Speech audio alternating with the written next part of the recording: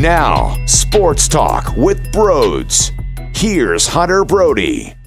What is going on, everyone? A lot to talk about today for this Football Friday. Jalen Hurts will be the starting quarterback, as we all know, for Sunday against Taysom Hill. How ironic. We all talked about, or at least questioned, what the hell were the Eagles thinking at the time of the draft? Did they value Jalen Hurts like the Saints value Taysom Hill? And for his first start, that's who he's going up against? I mean, come on. You can't write this story. You just can't. I'm intrigued. I really am. That's the way I have described this from the jump. When I heard the news about Jalen Hurts, I'm intrigued. And there definitely is a different sense of buzz surrounding the game, because we've been sitting through miserable play. We've been watching bad offense week in and week out, and now at least there's a hope that it will look a little different. Do I think they're going to win this football game?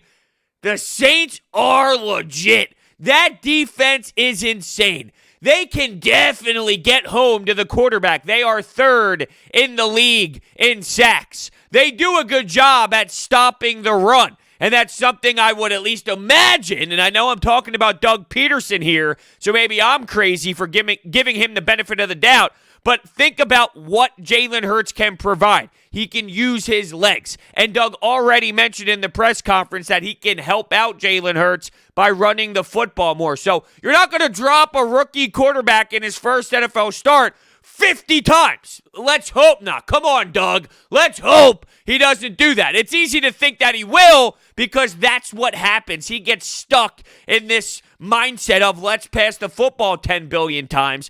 But I bring this up because you would think that he would have some common sense, run the ball a bit more. Well, the Saints are good at stopping the run as well. They only allow 3.3 yards per carry, 3.0 when it comes to first down. They only allow 10-plus yards on a run 20 times. And by the way, they're fourth in pass defense as well, seventh in interceptions. This defense is legit. It's going to be a tough matchup, but I'm also excited to see how it plays out. This isn't just a game, and the moral of the story at the end of the day is who won, who lost.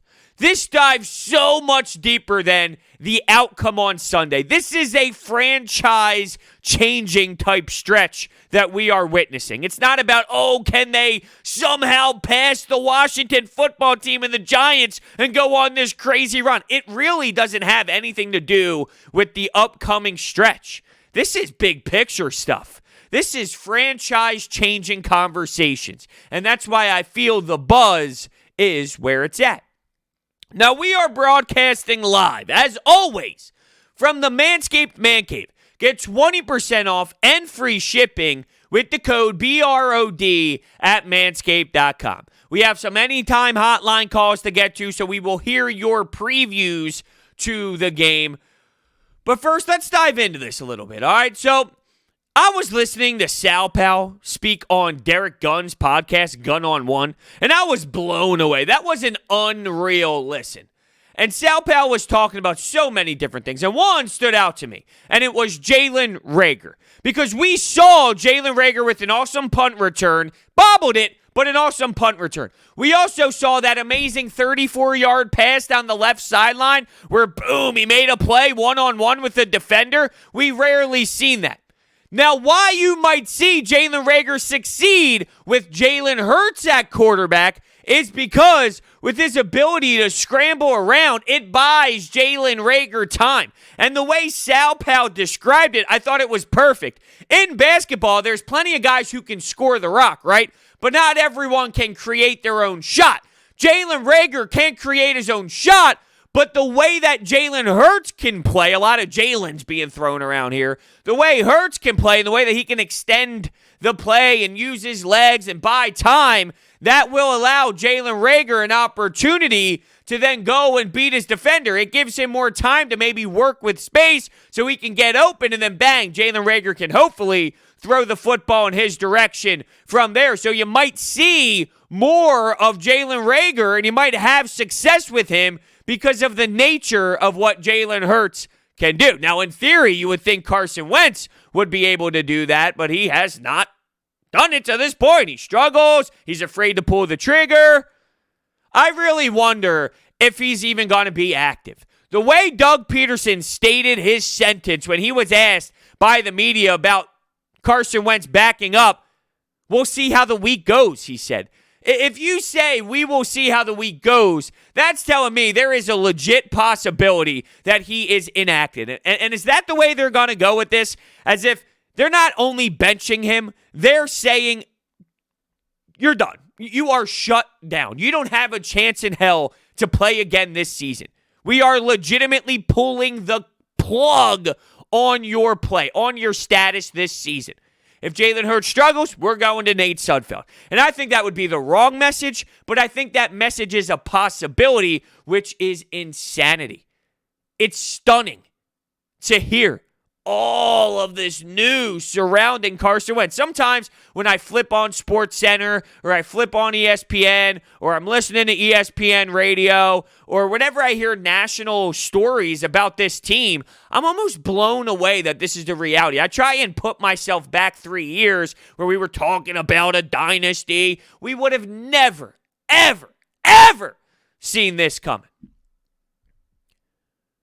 Taysom Hill, let's get to what he does so well. Well, yards per carry, he's averaging 8.3. So he's funky. He's different. He's going to bring a unique style to the game. I want to see what Jim Schwartz draws up. The Eagles have not done a good job at all when it comes to stopping the run. Now, the Eagles' defensive front, second in the league in sacks. But there are times where they don't show up. There are times where they are very underwhelming. They are going to have to be a difference maker. You are going to have to see them take over the game. I don't expect that to happen, but it's something that needs to happen if they are going to succeed. The Eagles' defense is 25th in run defense, and they allowed 8 runs over 30-plus yards, and some of those were going to the house, 4 to be exact. So they get torched with the run game. Not a great matchup to see a quarterback who's just going to be running around and being unique, bring a lot of flavor. I don't like the style of play, but I understand why they're doing it without Drew Brees. Now you could argue, why don't they go with Jameis Winston? Well, this is working. And it shows me that you can use a quarterback and have a scheme built around him that will succeed. It's almost as if your quarterback has flaws, a coach can put him in a situation where maybe he won't fail as much. Just say it. Not throwing shade, but just say it. It is possible. I've seen it. It's a thing. Taysom Hill has been throwing the rock at times as well, though. Last game, 27 of 37, 232 yards, 2 touchdowns. He also ran for 14 attempts and 83 yards. And keep in mind, going up against Atlanta, that definitely says something. They're not the greatest football team in the world, but neither is this Eagle squad. And I think Taysom Hill, Alvin Kamara, Michael Thomas, that trio, it's going to give this defense a tough day at the office. Darius Slay has been having trouble with DK Metcalf and Devontae Adams. A lot of people have trouble with those guys, no doubt about it. Michael Thomas, a lethal wide receiver, but a different style. So I could see why Darius Slay struggled against Metcalf and Adams. I could see why it gave him trouble. Michael Thomas is a little different, and without Drew Brees, it does add to the equation on how I feel Darius Slay should play. He's got to have it. He's got to bring it. I'm not going to be satisfied with another, well, he was close, but. No. No more 10 receptions, 160 yards. No. It can't happen. But I think the difference maker is going to be Alvin Kamara. Who's going to stop this man? Seriously, look at the matchup. Do you see anyone out there on the field that's going to be able to stop his ass? Because the answer is no. And if you see some quick hitters from Hill to Kamara, yeah, there's going to be a big open field. There's going to be a lot of green. there are some Eagles fans that are feeling optimistic. Like, hey, I saw something out of Jalen Hurts in the backstretch of that Green Bay game. And I saw something too. I saw a confident quarterback. But I question, because I can't believe the Eagles organization is shocked to see this, there is clearly a divide. Fletcher Cox states, I saw my tweet, or he didn't say I saw my tweet, but he stood by his tweet. And he pretty much liked, it was, for some context here, there was the tweet going around where if you retweet it, you like Jalen Hurts. If you like the tweet, that means you want Carson Wentz. And Fletcher Cox liked it, which means he's behind Carson Wentz. And he even said he's my best friend, which was somewhat crazy to hear. I never heard someone say that about Carson himself. So it was eyebrow-raising to hear Fletcher Cox say that. But you're seeing Fletcher Cox take Carson Wentz's side. You're hearing others in the locker room talking about Jalen Hurts. And going back to Sal Pal, on that podcast with Derek Gunn, he mentioned how there was a meeting between the leaders of this football team, and from the outside looking in, it was almost as if Doug, Carson, they were leading the message, and they were leading the meeting.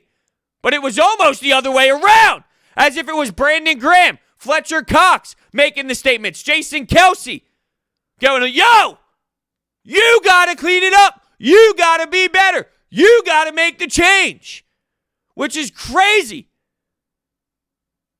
I never thought it would be that way. But I bring that up, and to tie it together with where I was going was, you have this locker room in a weird mess mentally on who is the quarterback. Still can't believe they didn't see that coming, but it's a reality. Is there a way that Jalen Hurts tries too hard to get the love out of Fletcher Cox, to get the love out of Jason Kelce? Jason Kelce called everybody out. I was amazed. From the players, to the quarterback, to the coaching staff, to the guys making the decision. Jason Kelce stepped up and called everybody out and was upset that Carson Wentz was taking the fall for everyone.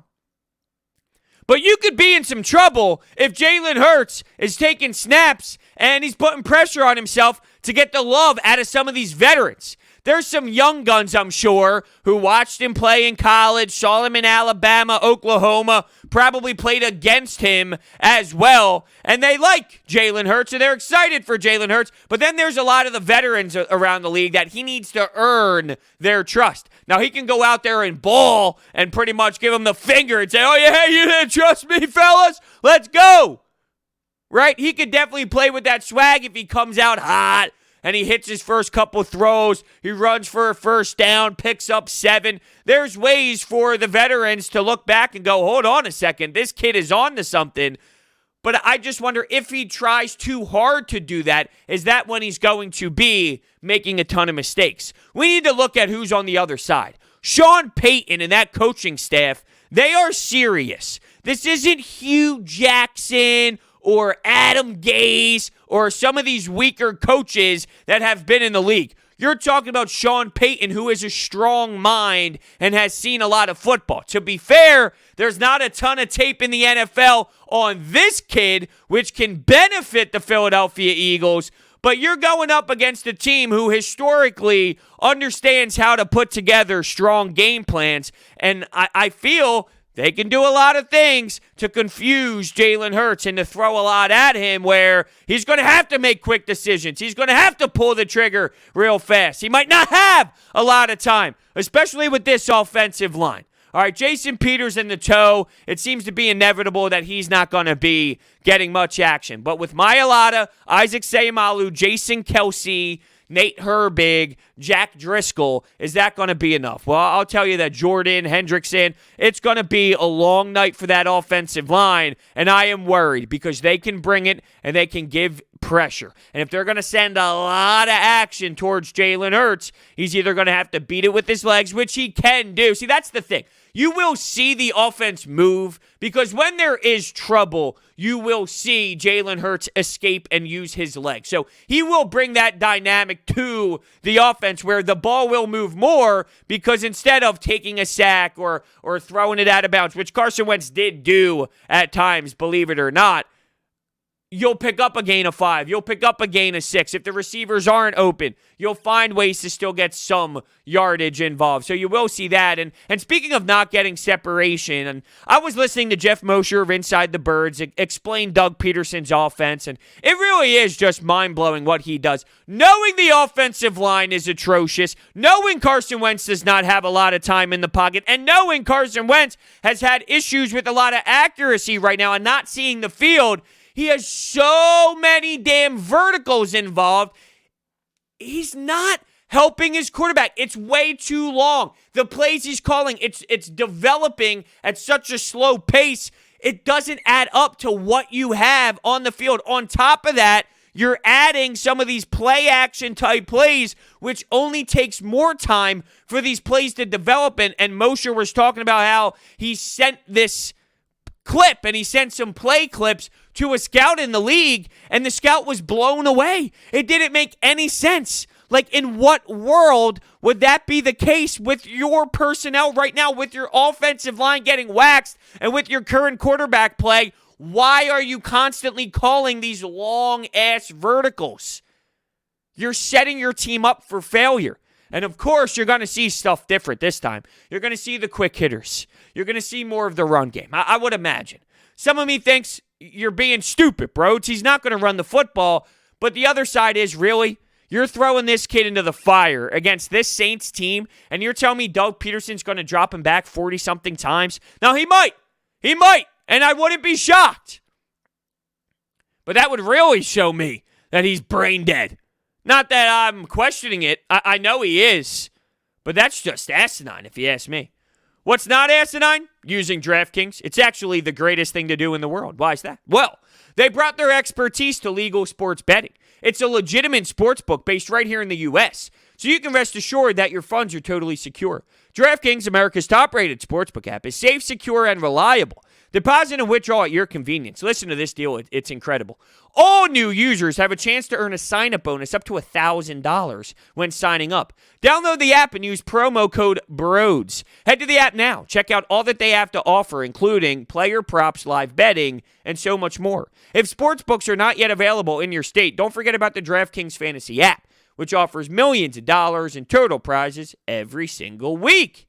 And if you or someone you know has a gambling problem, crisis counseling and referral services can be accessed by calling 1-800-GAMBLER. Gambling problem, call 1-800-GAMBLER.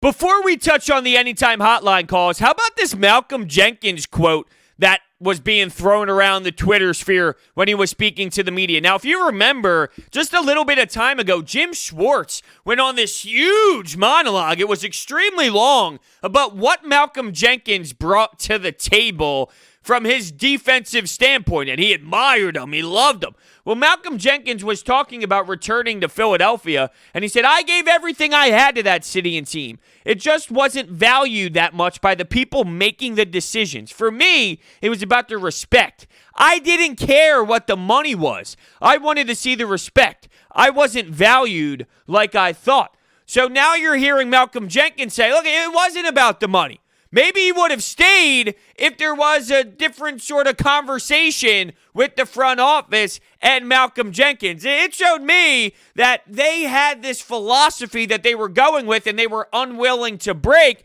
and maybe that wasn't the best way to go about things. Bringing Malcolm Jenkins back, yeah, as a fan base, we realized he wasn't worth an obnoxious amount of money for his age. Essentially, you'd rather get rid of someone a year or two early rather than a year or two late. And I am totally supporting that logic. That makes sense for me. Malcolm Jenkins was in that range of, okay, where do we go from here? It's reasonable to move on from him, but you hear about the lack of respect and what was happening. And who knows, maybe that's Malcolm Jenkins just saying that he thought the disrespect was based off of the way that the money conversation happened. You know, it could be that way where he felt disrespected based off of how much they valued him when it comes to finances.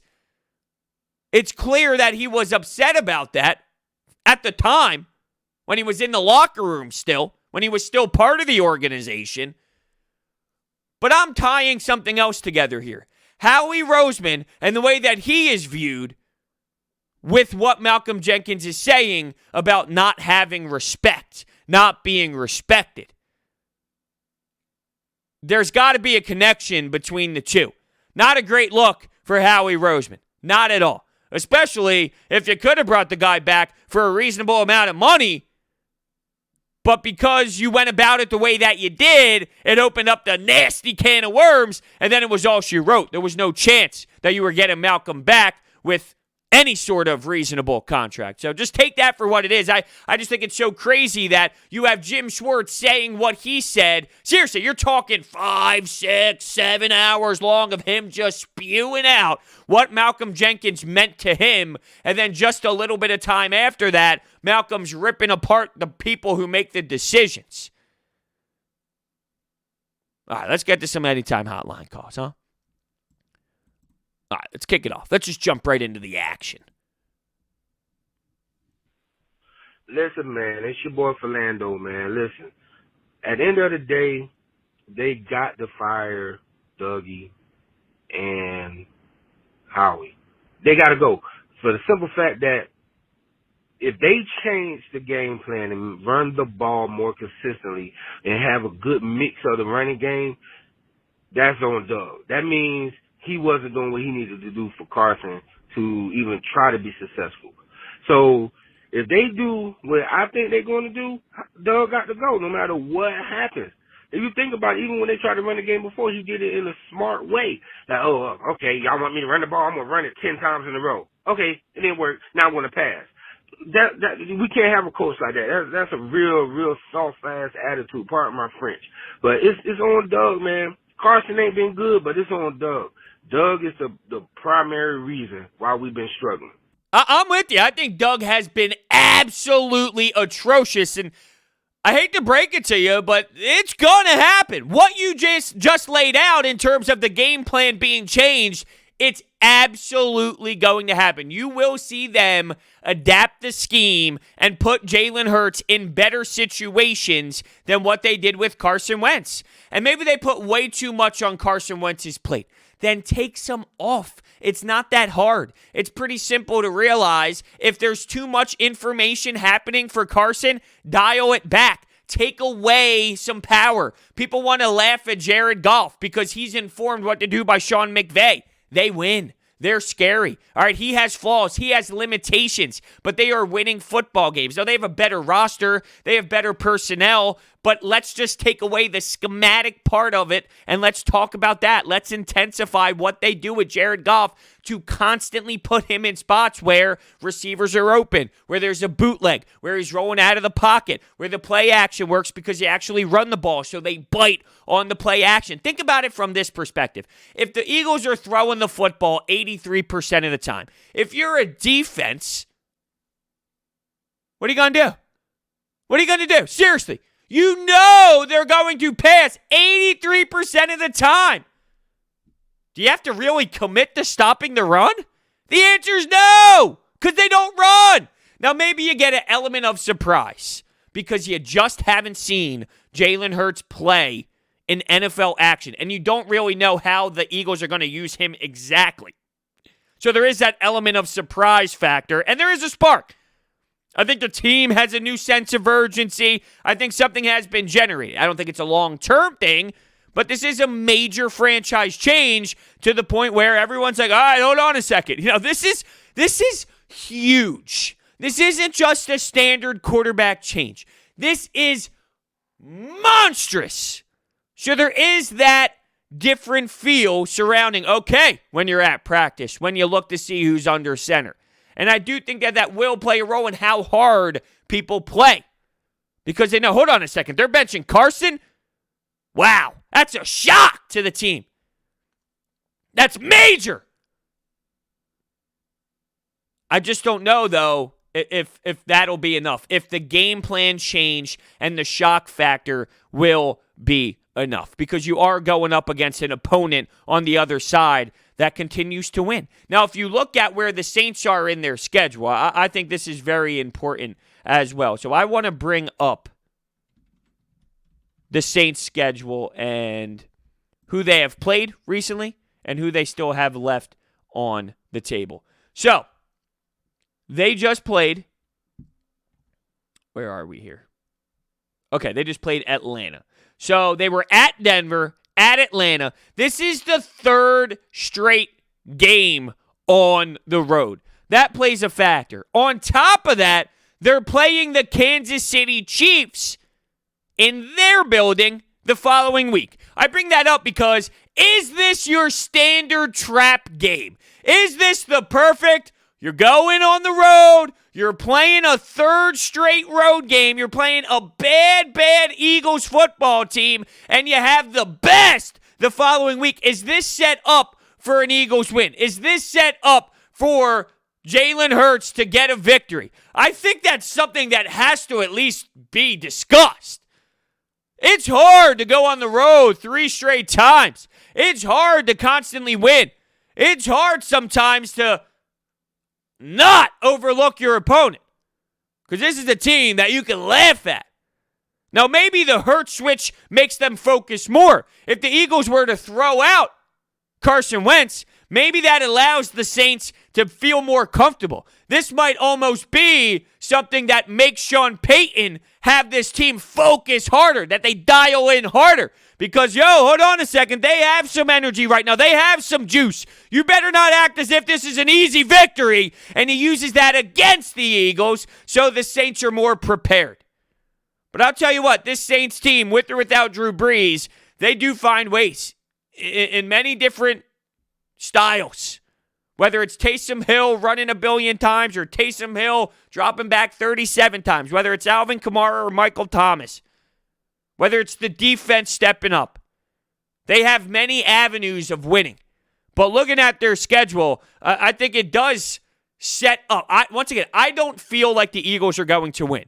But if I'm looking at this from every possible way, do you have something here in the way the schedule was designed to leave you a little bit optimistic? There are Eagles fans out there who feel great about this game because of the Jalen Hurts factor. I'm not there yet. I need to see it. I want to see it. I want to see Jalen Hurts throw for 400 damn yards and 4 touchdowns. Now, I would expect more 11 personnel to spread out the Saints a bit. You have Zach Ertz back. Zach Ertz and Dallas Goedert, they're clearly targets who can help the young kid out because, well, they're great. They have a great skill set. But do you want to maybe go in another direction and spread guys out a bit where you're taking one guy off the field? Carson Wentz loves the 12 personnel, loves the tight ends.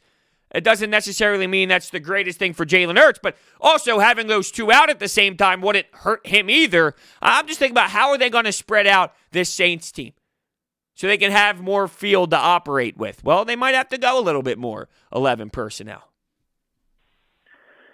Sunday, Jalen Hurts is starting for the Eagles. If you ask me how I feel about Sunday's game, first of all, I just want to throw out there that I hated the Jalen Hurts pick. I will always hate it. There's nothing you can say that will change my opinion. That being said, I hope he does well on Sunday. I really do. I hope that any player that for the Eagles organization will do well. I will never root for a player to fail because that's not the person in me. Anyway, just as I said that, Sunday is probably going to be ugly. Jalen Hurts in his first NFL start against a top-ranked pass defense in the entire league. LOL, dude. Good luck. Good luck with that. I hope he does well. I really, really hope that we show progress. And I also hope that this game also shows that all of the blame on the offense is on the offense entirely and not just on Carson Wentz. Yeah, I think that's the hot topic right now. If Doug Pederson goes out there and they start succeeding and they have some sort of flow, he can point the finger. I feel that he's essentially saying, I'll show you.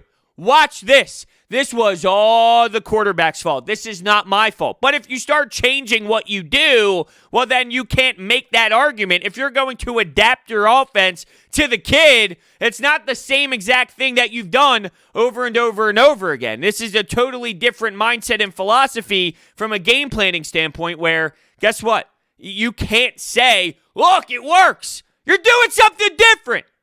But I do know Doug has that mentality that I want to prove to everybody this isn't me. Now, I keep mentioning Sal Powell and D. Gunn because it was that great. The way Sal Powell speaks about it, and he's clearly very involved. I mean, he texts Doug Pederson, he puts it out, he shows people. He's super close with what's going on. He thinks they're good. He thinks they're safe. Howie Roseman, Doug Pederson. He thinks they're safe. He thinks there needs to be change, major change, as if Doug's here, but hold on a second. You have an OC, and that OC is going to be heavily involved in calling plays. Hey, Howie, you're still here, but you're going to bring in a Joe Douglas guy, a football guy. So take that for what it is. I think they stay as well. But still major change coming to add to. So it'll just be interesting. I love listening to Sal Powell speak, and he's very invested and involved in the current situation. So I value what he says a lot. I know he talks to a lot of high people in this organization. So, it'll just be interesting to see how it all plays out. But for him to say, hey, they're going to be staying. They're going to be staying. I think it sort of took away the fuse of the hot seat topic for me. Yo, Brodes. So, this Sunday, man, we're going against the 10-2 New Orleans Saints. And I don't know how you could feel confident because I ain't confident. Just really want to see what Jalen Hurts can do this Sunday. And if he's good, he's good. If not, whatever. Don't expect him to either. It's his first, start. He's playing a really, really good team that has a really, really good defense. I guess it'll be kind of intriguing. But that's really just my main focus because I don't really think we're going to make the playoffs at this point. I mean, we're down 1.5 games in the division. It looks like we're going to get a top 5, top 6 pick. So, I'm not saying like, oh yeah, I hope we lose out, like, cause that's not the fan of me saying that, but I want to be entirely pissed off, if we had that pick. I wouldn't be either. I would not be pissed off, but the whole division talk, once again, I can't get there. I don't look at the division. I don't care about the division. This team is so far away from division talks that I personally can't get there. Now, you said something that stood out to me. You talked about if Jalen Hurts doesn't play well, whatever. Well, to me, if Jalen Hurts is going to struggle insanely, and keep in mind, I feel that he is a developmental quarterback, and going up against this defense first action, yeah, there's a good chance that he does struggle. You're in a really bad situation. I don't know if I can just say, whatever. No, I'm going to be outraged to know that we are now sitting in a spot as a franchise with Carson Wentz, who looks to be miserable with a lot of money tied to his name. And then you have Jalen Hurts, who is not anything where, hey, you can plug this kid in and he's a stud. I am going to be baffled and pissed that they put himself in this spot without even realizing it. Seriously, I'll never get over that, and I will constantly be baffled by that situation. If Jalen Hurts looks like a Carson Wentz or he looks really trash, I don't know if I can have the words whatever come out of my mouth. I will be going crazy because it will just define what I thought about this whole mess to begin with. They have no clue what they are doing. And I can't say whatever to this organization having no clue with what they're doing. Now, I want to go back to what the previous caller said about rooting for Jalen Hurts. I really do want to see the kid be special. It is the era of the mobile quarterback, the dual threat quarterback. This is the way the NFL is going. It's the way the NFL is trending. Now, that doesn't mean it automatically results in success. There is clearly flaws in the dual threat quarterback scheme. When teams put out the blueprint, when a squad finally shows how one team can beat a specific quarterback, it seems to be a trend. It's very similar to Ben Simmons struggling against the Boston Celtics. Well, Brad Stevens put it out on display. Hasn't been the same since for Ben Simmons. Lamar Jackson, Tennessee Titans, Mike Vrabel did what they did. Lamar Jackson, well, guess what? The blueprint is out there. There are flaws with the dual threat quarterback. There's also greatness, too. But I just see the way it's trending, and I don't know. I don't know what to even think anymore. I've lost a lot of brain cells thinking about this football team, and there's so much going on. It is a wild time. Gotta be honest with you here. To me, this is the most excited I've been about an Eagles game this year since the opener.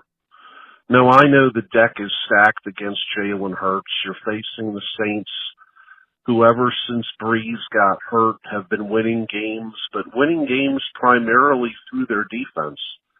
And I don't expect this kid to come in and be Patrick Mahomes.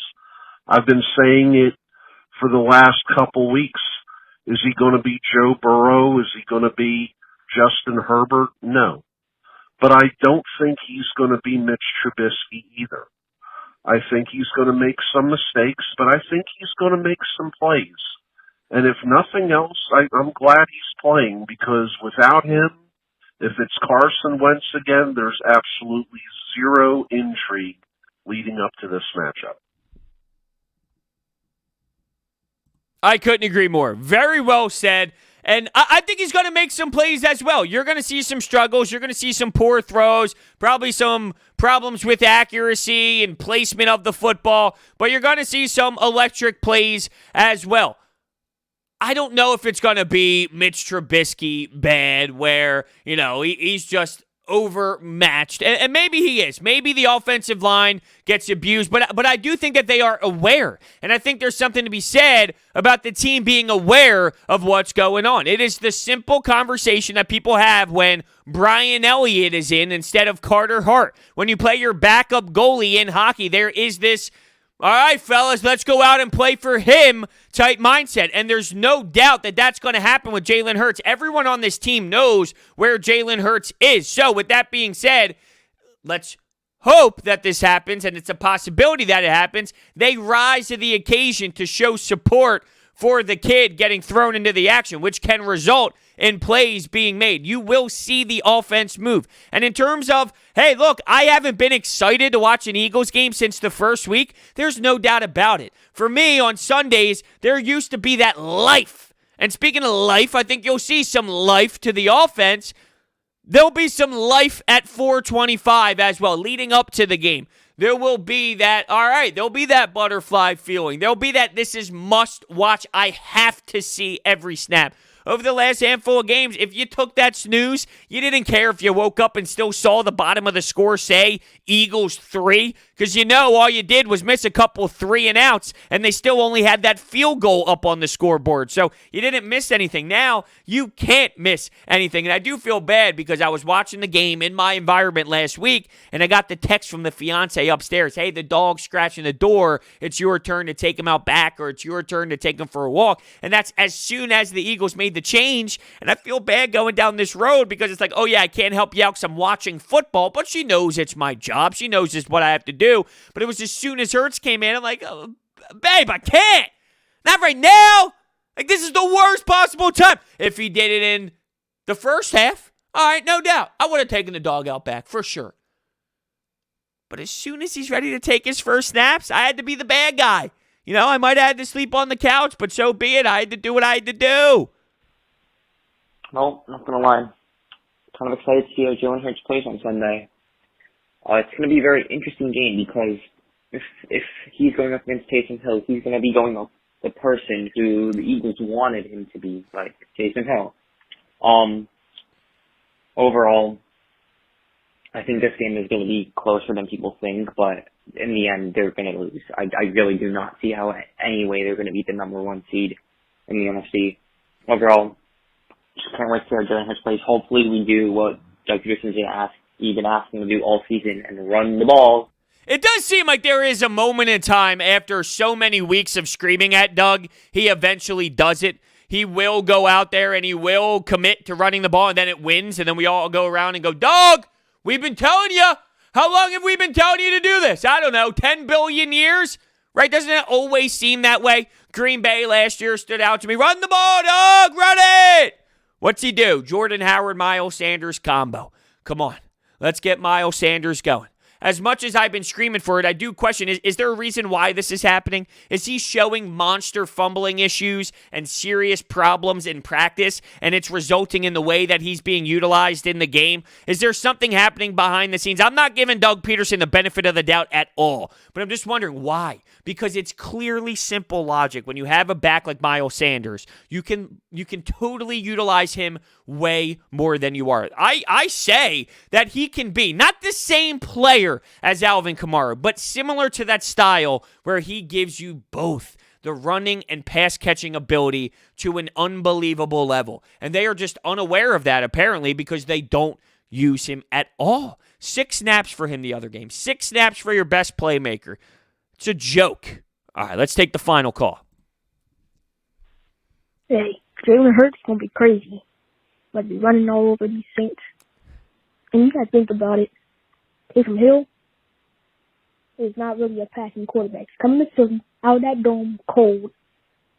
All you got to do is worry about the run. And if you do pass, you got to do is worry about Michael Thomas. It's not going to be a big factor in this cold weather in Philly.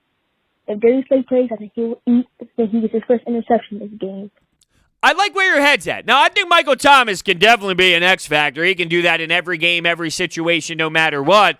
But it is interesting you bring up the cold. For a quarterback like Taysom Hill, who is accustomed to being in the dome, now you're coming to Philadelphia. Now, I don't know what the weather is going to be like off the top of my head for Sunday. I haven't dove into that yet. But it's a different beast if the intensity is there, and it's not the same. Now, I don't know which direction they're going to go in. They're probably going to try and run the football a lot more because, as I stated, the Eagles do have some struggles in the run game, 25th in run defense, and they have allowed 30-plus yards 8 times. So, and look about last week. Come on, that run, that end run, 77 yards, how many missed tackles, Rodney McLeod. It was ugly. So I would imagine they're going to try their best to force the run down the throat, keep the ball in their hands, and just take a ton of clock off. Don't allow the Eagles to get a bunch of time. And from there, probably the rest is history. So to summarize here, I don't have a lot of faith that the Eagles are going to win, but I am excited to see what type of offense we get. Will we see the ball get moved downfield? I think so. Now, Travis Fulgham, we saw him explode for 4 games. We saw him do nothing. Alshon Jeffrey took his time, took Fulgham's time away. Well, apparently, Alshon Jeffrey might not be playing as much. So will we get Travis Fulgham back? Will we get that 4-game stretch out of him back? What will we get out of Greg Ward? What will we get out of Jalen Reagor? Only time will tell. But it's probably going to look a lot better than what you have seen over the last handful of weeks. I just don't know if it's enough, especially against this football team. So if I'm going to say a score, I'll give you 31-17.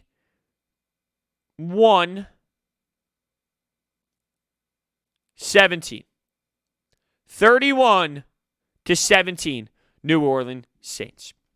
Before we get out of here, I want to tell you about my friends at Orbit Energy and Power. With over 20 years of experience in the industry, they are home to your solar experts in residential and commercial projects. Their solar program helps eliminate your electric bill completely. They offer flexible financing solutions such as $0 down. They also provide water purification systems, backup energy services, battery storage, and more. So check out their information. It's all down below. All right, well, here we go. Let's see how it goes. The Jalen Hurts era. Is it official? No, it's official, all right. Is it going to be long-term, though? That's the question. Thank you so much for listening, and I will see you next time.